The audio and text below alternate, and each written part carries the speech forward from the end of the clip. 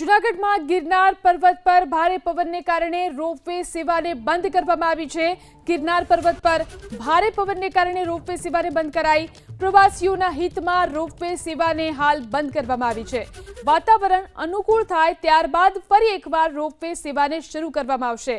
પવનની ગતિમાં ઘટાડો થતા રોપવે સેવા પુનઃ શરૂ કરાશે, પરંતુ હાલ પવનની ગતિ વધારે હોવાને કારણે મુસાફરોની સુરક્ષા માટે થઈ અને રોપવે સેવાને બંધ કરવામાં આવી છે।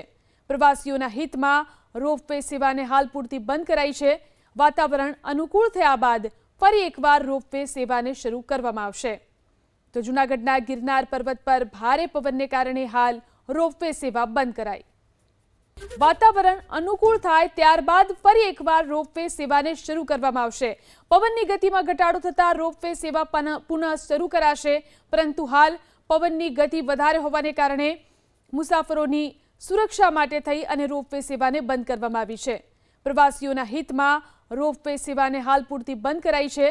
વાતાવરણ અનુકૂળ થયા બાદ ફરી એકવાર રોપવે સેવાને શરૂ કરવામાં આવશે। તો જૂનાગઢના ગિરનાર પર્વત પર ભારે પવનને કારણે હાલ રોપવે સેવા બંધ કરાઈ।